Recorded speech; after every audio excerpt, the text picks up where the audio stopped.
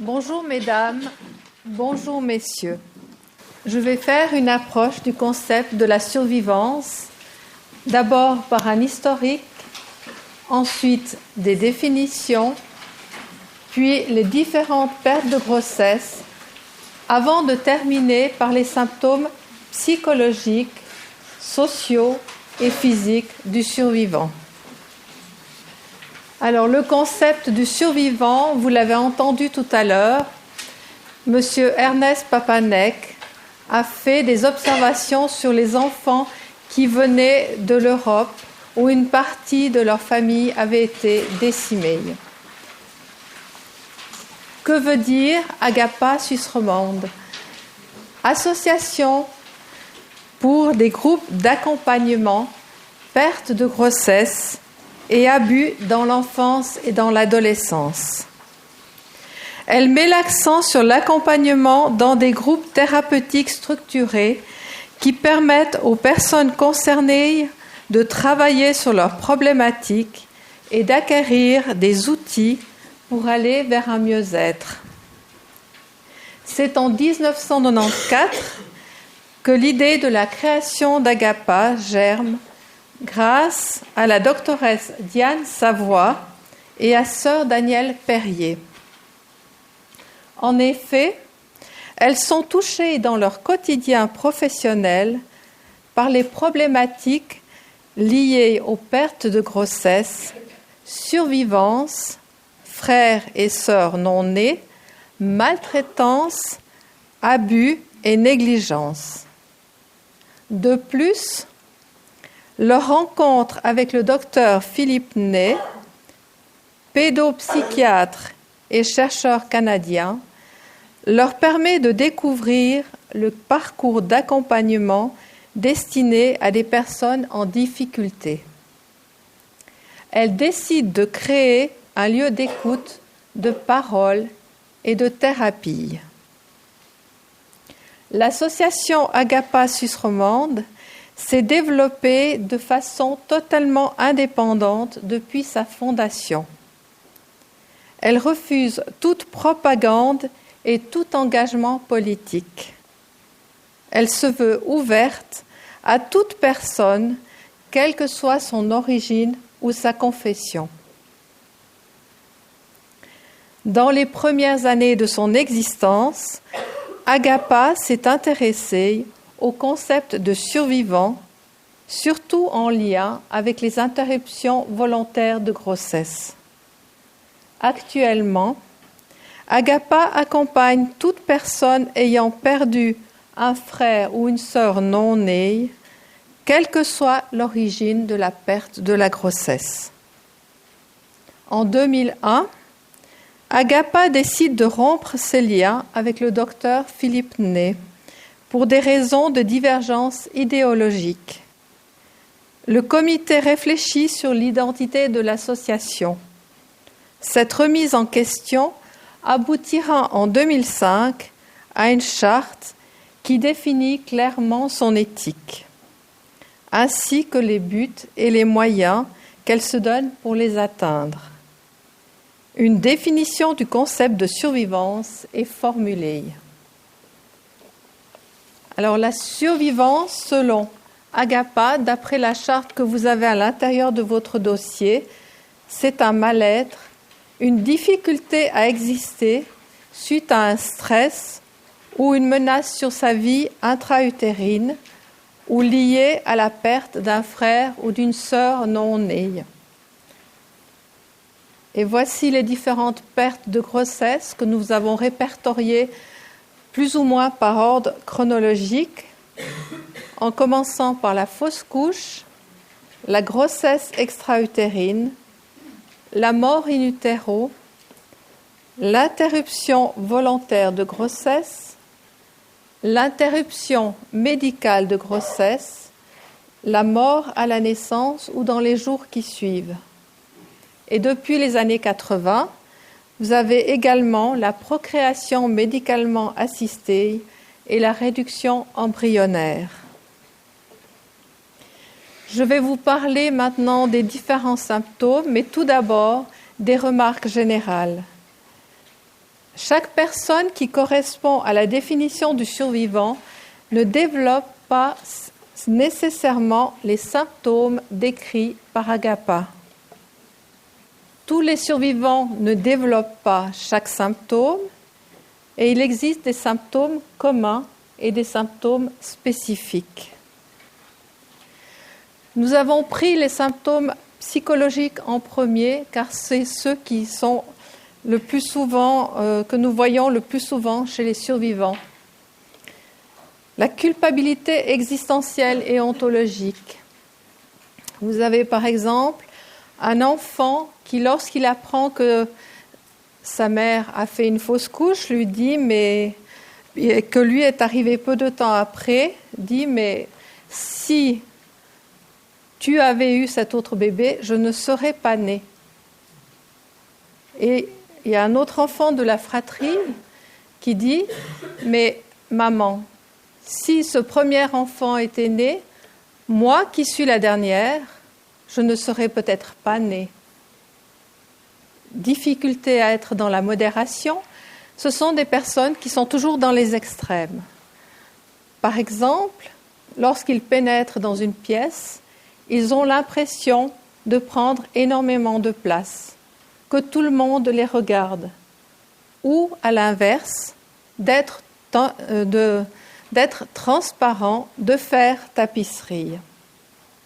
Anxiété, angoisse existentielle, ils ont toujours l'impression qu'ils ont une épée de Damoclès au-dessus de leur tête.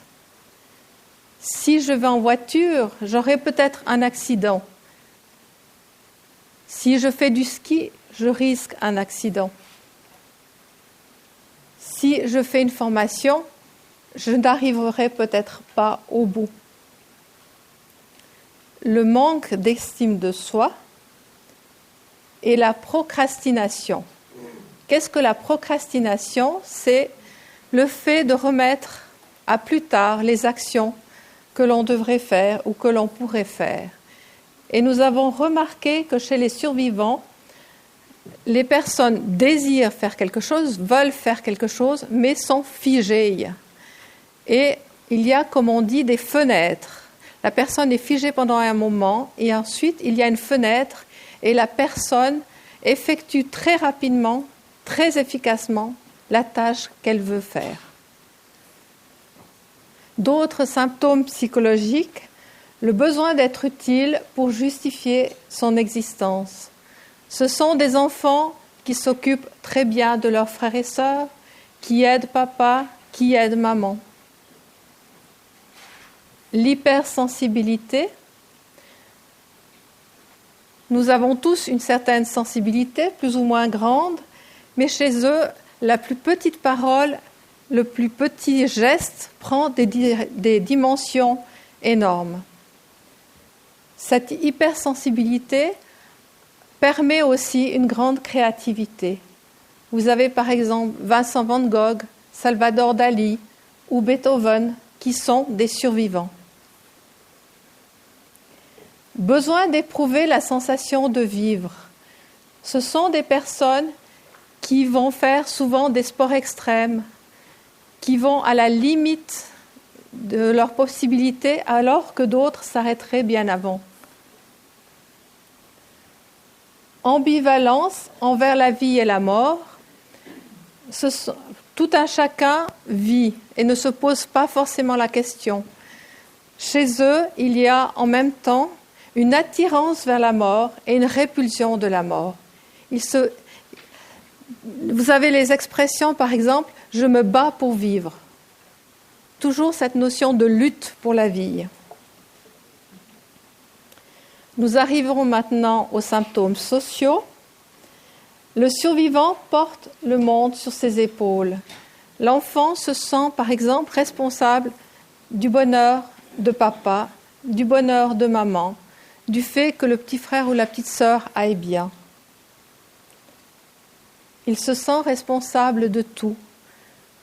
Par exemple, dans un emploi, il se sent responsable non seulement de sa tâche, mais encore des tâches de ses collègues. Il a le sentiment de devoir tout contrôler ce sont des personnes qui ont un agenda très bien fait, qui, lorsqu'ils font une tâche, prévoient tout de A jusqu'à Z, et lorsqu'il y a un petit imprévu, ils sont déboussolés, ils sont très vite déséquilibrés. Il a des difficultés à trouver sa place dans la famille. Est-ce que je suis le premier? Est-ce que je suis le deuxième ou le troisième? Est-ce que je suis seule? Est-ce que je suis jumeau ou triplé? Il croit toujours être performant ou parfait pour être accepté. Si je fais un travail, il doit être vraiment parfait, n'avoir aucune erreur.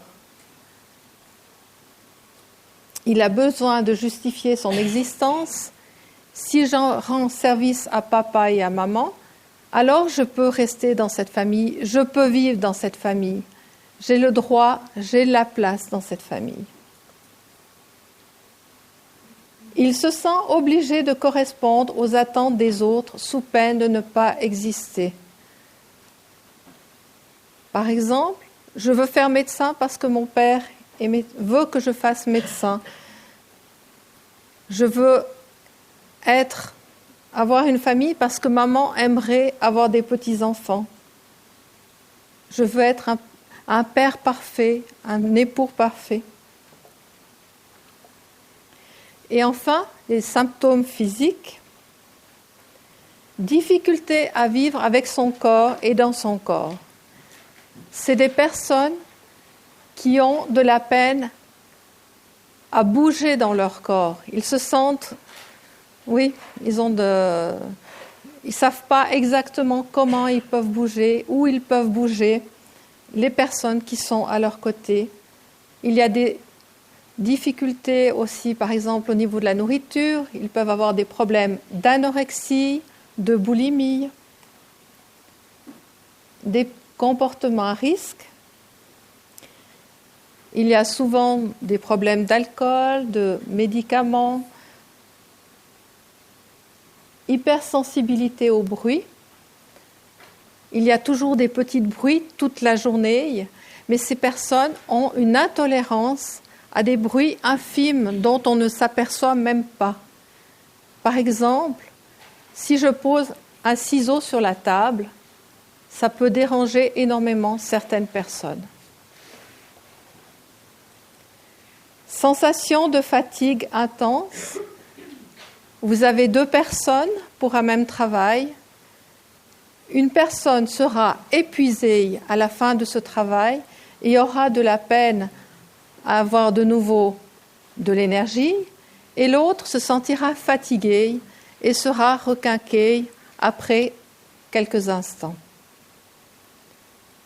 Des maux psychosomatiques, souvent ce mal-être profond, ce stress, va se traduire, si la personne n'arrive pas à l'exprimer, va se traduire par des maux psychosomatiques. Je vous remercie de votre attention et je vais passer la parole maintenant à Madame Aude Vial qui va vous parler des groupes d'accompagnement.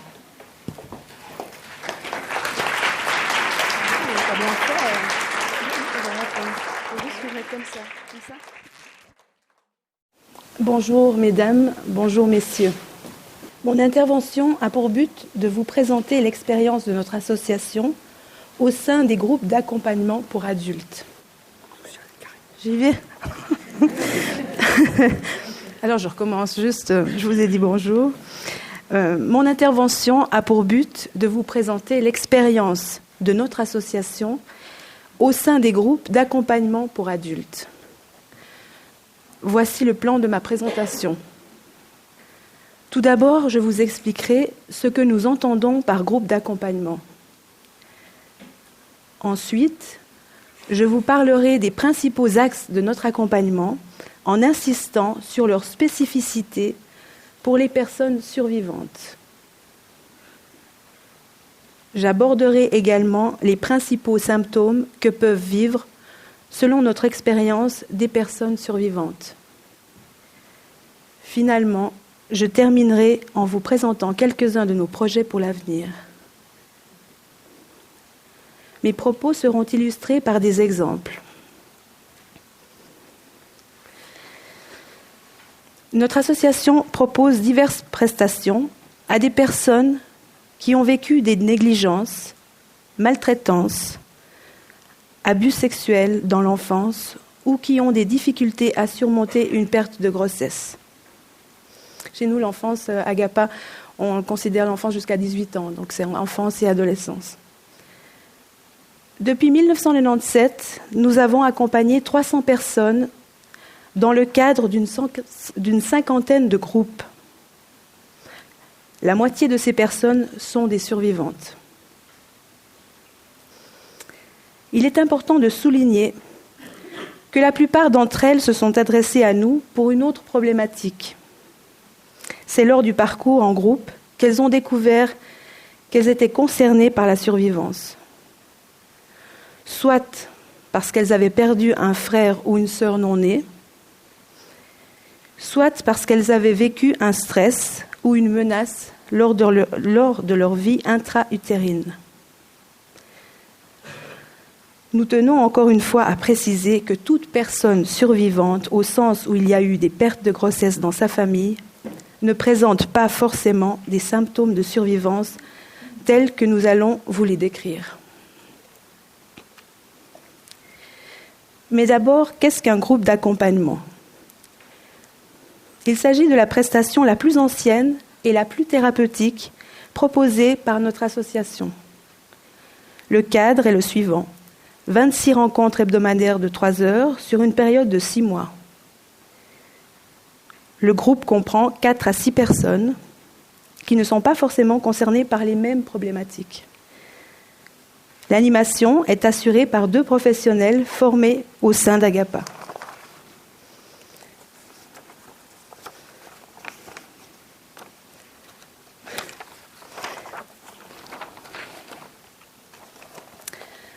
Le travail thérapeutique s'effectue dans nos groupes selon un processus précis avec des étapes à passer. Le but de ce parcours en groupe peut se résumer ainsi: favoriser l'émergence des ressources de la personne, lui permettre d'acquérir plus d'autonomie et favoriser sa croissance.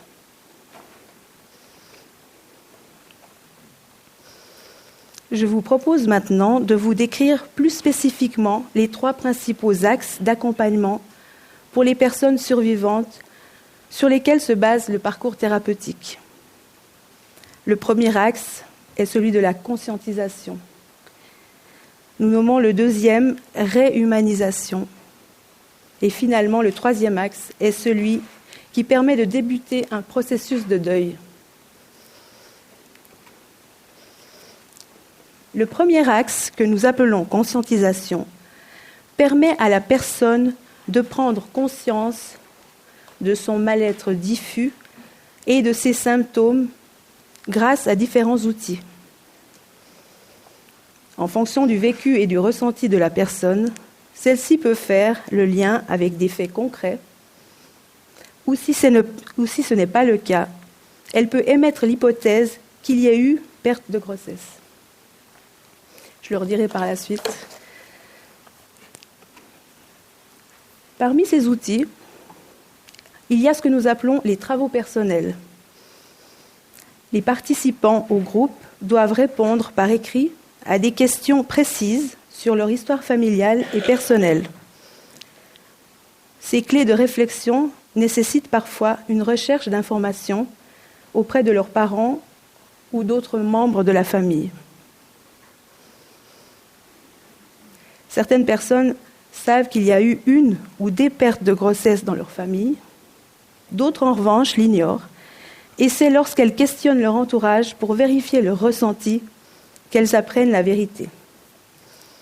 Je vais donner un exemple d'une femme qui accouche et peu de temps après son accouchement, c'était son premier enfant, elle a fait un rêve très puissant, très, très fort, qui lui a fait penser que peut-être sa mère avait dû avorter. Donc, elle a posé la question à sa mère.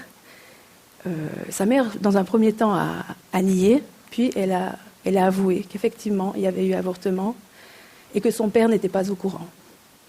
Donc, lorsque cette jeune femme a découvert ce secret, elle a été chez un médecin, elle en a parlé, et il a aiguillé cette femme vers nous.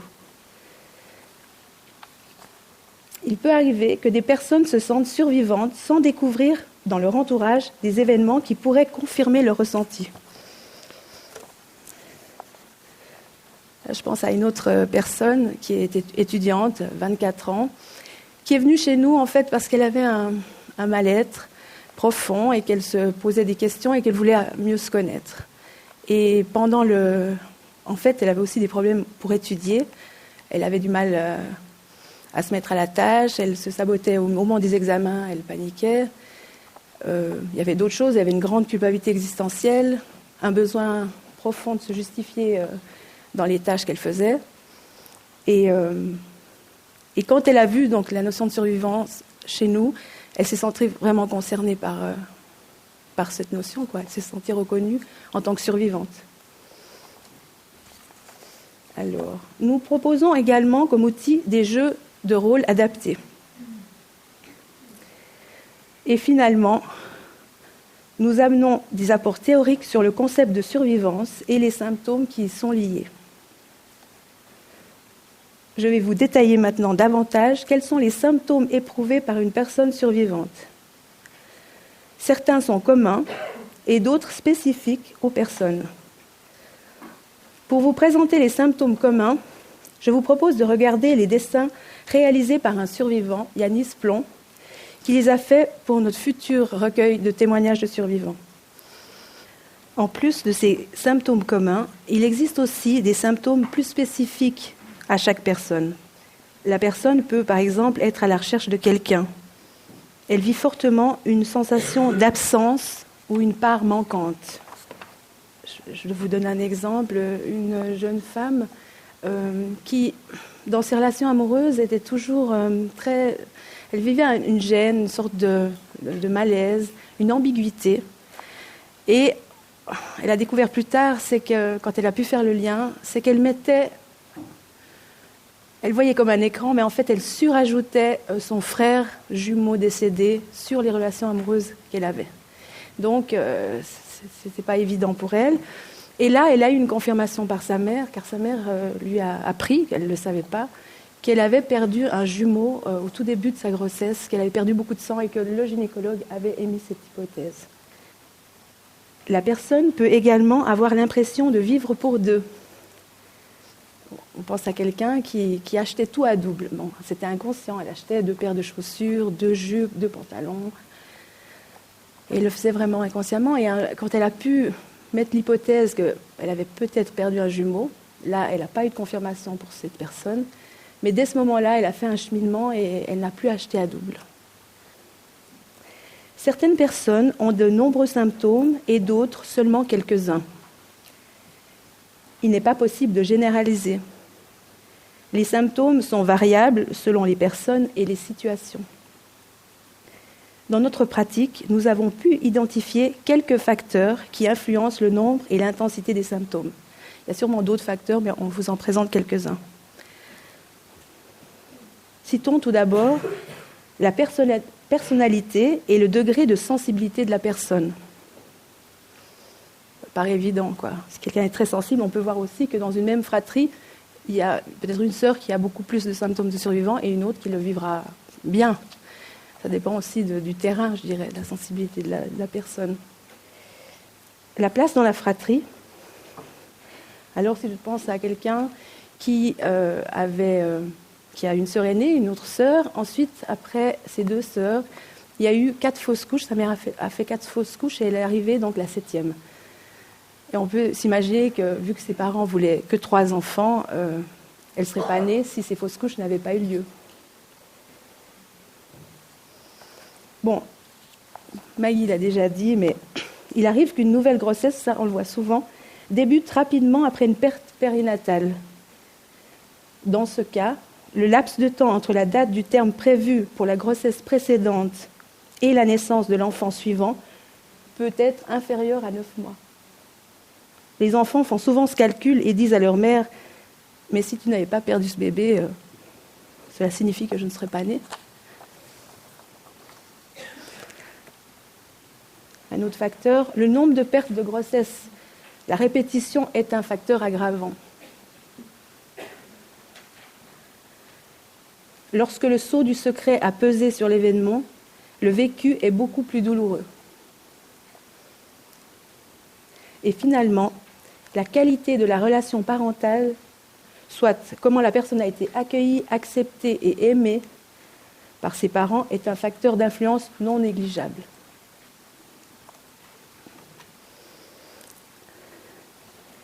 Le deuxième axe de notre accompagnement est la réhumanisation du frère ou de la sœur non née au moyen d'une visualisation. Cette étape permet de reconnaître l'existence du ou des bébés et de lui donner une identité, un sexe et un prénom. Ainsi, le survivant peut couper les liens inconscients qui existent avec son frère ou sa sœur. Cette dénomination peut vous sembler particulière, mais elle parle d'elle-même. Réhumanisation. Cela signifie humaniser dans son psychisme un fœtus afin qu'il devienne un être avec une identité propre. Là, je vous raconte ce qui s'est passé pour une participante qui était troisième d'une fratrie de 4. Et au moment de en fait, sa mère avait avorté après elle. Elle avait 2 sœurs. Elle était la troisième et la quatrième, la mère a avorté. Et pendant la réhumanisation, elle n'avait pas du tout envie de faire ça parce qu'elle se dit, je ne vois pas l'utilité. Elle ne croyait pas à l'utilité de cet exercice. Mais elle l'a fait malgré elle, quoi. Elle l'a quand même fait. Et pendant la visualisation, c'est un frère qui est venu. Elle a vu un frère et un prénom associé, le prénom était Tobias. Et je me rappelle encore la réaction qu'elle a eue après. Elle a dit, mais c'est quoi un prénom? J'aime pas ce prénom, il vient d'où? Et elle était assez pas contente de ce prénom en fait. Et par la suite, elle a demandé à sa mère, parce que c'était pas tabou, puisqu'elle le savait, elle a demandé à sa mère, mais comment vous l'auriez appelé si vous l'aviez gardé? Et sa mère a répondu, ou Thomas, c'était une allemande, donc c'était Thomas, ou Mathias. Et on voit que la contraction du mot, il y a le début de Thomas et il y a la fin de Mathias. Donc quand elle a su ça, elle nous l'a raconté, elle a dit, j'ai eu des frissons, ça lui a fait quelque chose. Voilà. J'ai soif. Il n'y a plus d'eau. Bon, excusez-moi, je ne sais pas pourquoi, mais il n'y a plus d'eau. Hein, alors... Pour faire le deuil, pour se détacher, il faut d'abord qu'il y ait eu attachement. Or, comment le détachement peut-il se vivre puisqu'ils n'ont pas de vécu commun? Lorsque la personne a donné une identité à son frère ou sa sœur, elle va passer un certain temps avec lui ou elle. Cette étape permet à la personne survivante de prendre sa place dans la fratrie, dans la famille. Cela permet aux survivants de se positionner et de défusionner. En lui donnant sa place, il peut prendre la sienne. Après la réhumanisation, la personne pourra passer à l'étape suivante.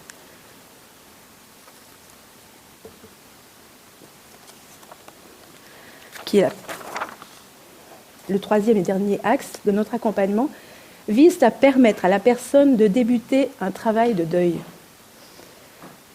Il s'agit de vivre le détachement à travers 2 étapes. Lors d'une visualisation, dire au revoir à son frère ou sa sœur et l'enterrer. Deuxièmement, participer à un rituel d'adieu, c'est-à-dire remettre l'enfant à une puissance supérieure, à Dieu ou à l'univers selon les croyances de chacun, avec pour témoins les autres membres du groupe et les animatrices. Ce moment est important car il fait rentrer ce frère ou cette sœur dans le champ social et le deuil est donc désormais reconnu. Là, je vous donne un exemple d'une femme qui avait plus de 55 ans, qui était l'aînée d'une fratrie de 6 et qui avait perdu, sa mère avait accouché à 7-8 mois de gestation, 4 fois de frères qui n'avaient pas survécu juste après. Et elle se souvient très bien d'avoir vu les tombes dans son enfance, mais il n'y avait aucun mot dessus. C'était tabou, quoi. La mère, les parents n'en parlaient pas. Et cette personne, elle a fait tout un chemin, et quand elle a fait un lien d'elle-même sur l'impact que ça avait eu sur elle, la perte de ses frères et sœurs. Et quand elle a fait la réhumanisation, chacun l'un après l'autre, elle a dit cette phrase très forte, elle a dit « ça m'a redonné une force pour me positionner dans la vie ».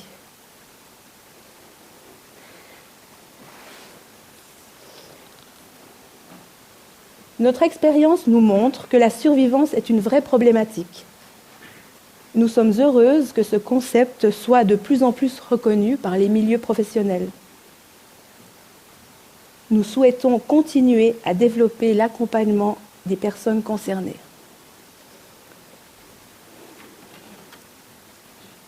Dans ce sens, nous avons de nouveaux projets.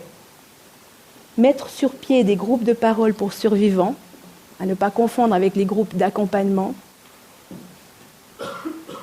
Publier un recueil de témoignages de survivants, qui est en cours.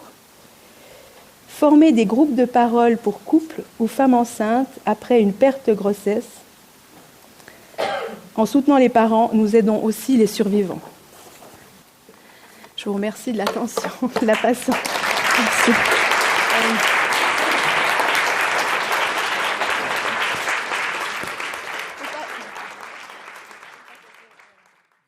Voilà, moi je vais vous parler de l'expérience d'Agapa avec un groupe de parole avec des enfants. L'expérience que je vais vous partager a eu lieu au printemps 2007. Le moment était venu pour nous de tenter l'aventure, car depuis bien des années déjà, ce projet nous habitait. L'impulsion fut lancée par la demande de 2 couples de parents. Ces derniers, réunis en groupe suite à notre journée de conférence du 18 novembre 2006, ont reçu aide et conseils pour accompagner leurs enfants après une perte de grossesse. Ces enfants ont demandé à leur tour d'avoir eux aussi un lieu de parole. De notre côté, à Agapa, nous avions la chance d'avoir en emploi temporaire une psychologue et éducatrice spécialisée.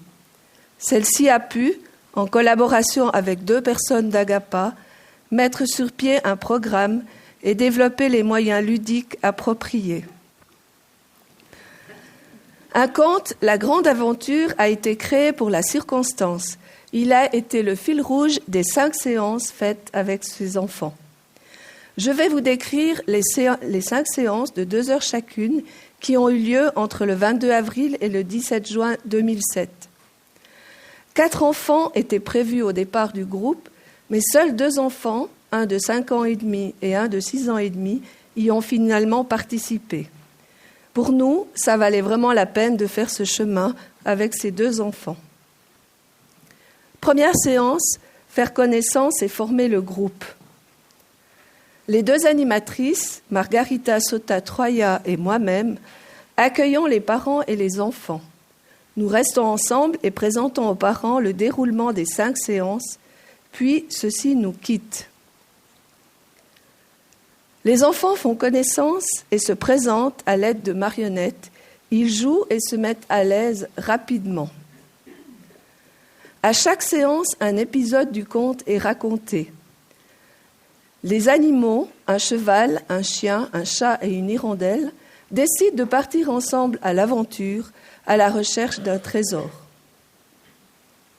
Les enfants font un premier dessin pour leur cahier d'activité et une deuxième page où il écrit, Mathias qui est là, écrit « Je suis Mathias et je fais le groupe avec Jonathan ». À l'aide de petits dessins, les enfants décrivent, nomment et reconnaissent les émotions qu'ils vivent. Ils choisissent une peluche colère à prendre chaque fois qu'ils sont en colère. Deuxième séance, récit de l'événement. Le conte raconte la mort des petits faons et le faon en vie. Les animaux continuent leur chemin à la recherche du trésor Et ils rencontrent une biche qui a perdu ses 3 fans et ils en parlent. Puis les animaux font connaissance avec le fan vivant. Enfin, ils apprennent, toujours dans le conte, que le papa cerf était très triste d'avoir perdu ses 3 enfants et il est parti dans la montagne. Les enfants sont très intéressés par le conte. Ils font un lien avec leur propre histoire et ils la racontent. Mathias explique à Jonathan la perte de son frère et Jonathan explique à Mathias la perte de sa sœur et de ses 2 frères, des triplés. Ils constatent qu'ils sont tous les 2 des aînés dans la famille. Les enfants sont invités à dessiner ce qu'ils sont pour leurs parents. Là, pour Mathias, un rayon, un soleil multicouleur. Et pour Jonathan, un trésor.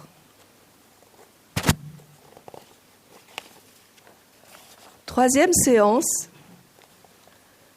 la famille avec les enfants non-nés et la place de l'enfant vivant. Le conte raconte que les animaux, tout en continuant leur chemin, se retrouvent sur une place centrale un jour de marché. Ils font la fête, ils jouent ensemble. Les enfants sont invités, en jouant, à présenter leurs parents et leurs fratries, à donner la place aux frères et aux sœurs non-nés, à passer du temps avec eux en jouant. Là, on voit Jonathan qui est en train, avec tous les petits plots, de redonner la place à son frère et sa sœur et ses 2 frères. Et puis là, il a vraiment, il a mis les petits lits, il a passé du temps, si on veut, en famille. Il s'est vraiment impliqué dans le jeu, mais qui est plus qu'un jeu. Il a été à l'école avec eux, sur le chemin de l'école, il parlait, tout ça. Et puis après, là, il est à table, il les a mis. Donc, vous voyez, il y a 2 frères vivants, donc Jonathan et Thibaut, son petit frère. Et puis, il y a la sœur et puis les 2 frères décédés. Et là, ils ont passé du temps à table. Et puis après, quand il avait fait tout ça, il a invité Mathias à venir dans la maison. Il l'a invité, puis ils ont passé du temps. Enfin, c'était vraiment une séance très, très forte. La 4e séance, c'était le rituel d'adieu. Encore une fois, une séance émouvante, mais combien importante. Le conte racontait que les animaux, ils s'entraidaient, en fait, ils continuaient leur chemin et puis ils rencontraient des difficultés. C'est pas facile, hein, un rituel d'adieu. Donc là, les animaux rencontraient des difficultés et puis ils se solidarisaient pour sortir, pour faire face aux difficultés et trouver des solutions. Ça, c'était le conte. Après, pour préparer ce rituel d'adieu, les enfants ont été invités. D'abord, on leur a proposé un peu une démarche dans laquelle ils sont rentrés. Et celle qu'ils ont choisie, c'était là, avec la peinture à doigts, ils colorient 2 pierres. Une pierre pour représenter l'enfant décédé, et puis une pierre pour représenter moi vivant. Donc, un peu pour se situer. Donc là, ils font très volontiers les pierres. Puis après, ils vont au jardin, et puis il y a ce rituel pour enterrer la pierre de l'enfant non-né, tout en reconnaissant qu'il a existé, mais qu'il est mort, et le laisser partir. Donc c'est le rituel qu'on a fait avec eux. Alors là, on voit, l'enfant, c'est Jonathan, là, il met la pierre, après, il est en train de fermer, puis il ferme Puis là, c'est Mathias. Puis après, alors, ils rentrent de nouveau au local avec leur pierre vivante. Et puis, on termine la séance avec un temps de musique très calme, qui était un temps d'ailleurs très, très touchant, où ils serrent leur pierre. Je suis une pierre vivante. Et puis, ils serrent la pierre dans la main. Puis, il y a une musique. Et puis, ils allument une bougie. C'est une séance qui se termine dans le calme. La 5e séance, on a intitulé la célébration de la vie. C'était la dernière séance. Donc on a dû les préparer aussi à ce qu'il y ait une dernière séance. C'était 2 séances avant, c'était déjà dur pour eux de penser qu'il y aurait une séance finale. Donc, mais comme les parents, ils faisaient aussi des séances, puis que ça se terminait aussi avec les parents, on a pu un petit peu faire le chemin avec eux. Donc, célébration de la vie. Là, c'est les animaux, ils continuent leur chemin, puis ils trouvent le trésor. Et puis, le trésor, c'était un parchemin. Alors, les enfants sont aussi invités à aller trouver le trésor, un parchemin. Donc, ils font toutes leurs recherches. Et là, on voit, ils sont en train, Mathias est en train d'ouvrir le parchemin. Et puis, autrement, après, ils lisent ce qu'il y a sur le parchemin. Alors, il y a un texte un peu plus long, mais l'essentiel du texte, la vie est le plus grand des trésors. Et là, ils partagent entre eux sur cette vie qui est du trésor. Et moi, je suis un trésor. Et on continue dans ce sens-là en disant, je suis un trésor, donc on va confectionner quelque chose pour bien montrer qu'on est un trésor. Et là, ils ont confectionné un bracelet. Vous voyez qu'on voit comme ils sont fiers. Hein. C'est un bracelet pour se souvenir qu'on a un trésor, mais aussi pour se souvenir du groupe. Et après, les séances ont fini leur cahier d'activité. À chaque séance, ils avaient des fiches qu'ils faisaient. Ils ont reçu le compte aussi par écrit pour que les parents puissent aussi un peu suivre ce qui se passait. Et puis, on a des photos. Hein. À chaque séance, on a fait des photos où ils peuvent... Là, ils sont en train de finir leur cahier. Puis les parents arrivent à la fin, comme chaque séance, ils arrivent à la fin, on faisait un petit goûter ensemble. Et puis là, la dernière séance, alors ils ont expliqué à leurs parents le cahier. Hein. Là, on voit Jonathan qui explique à ses parents, qui sont d'ailleurs dans la salle aujourd'hui. Et puis, on fait la fête, tous ensemble, à chaque séance. Mais là, la dernière, c'était encore un peu plus fort, cette fête. Au terme de cette aventure, nous sommes satisfaites du résultat. Le groupe de parole a permis aux participants d'être reconnus en tant que frères aînés d'une fratrie qui comporte aussi les enfants non nés. Dans le groupe de parole, ils ont trouvé les moyens d'exprimer leur vécu, leurs sentiments, leurs peurs et leurs joies, en rapport avec la mort de leurs frères et sœurs, mais aussi en rapport avec leur vie quotidienne. Grâce à Mathias et à Jonathan, et grâce à leurs parents, nous avons fait cette première expérience d'un groupe de parole pour enfants. Expérience que nous sommes prêtes à renouveler. Merci de votre attention.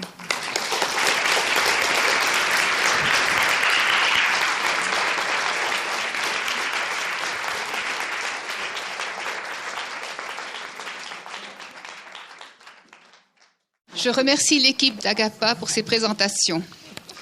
Il y a des personnes qui ne sont pas encore en possession de leur attestation pour cette journée de conférence. Elles peuvent aller la chercher au stand Agapa. Et je vous invite maintenant pour un repas, un standing lunch qui a lieu dans le couloir. Et je vous remercie d'avance d'être de retour pour 13h45. Bon appétit.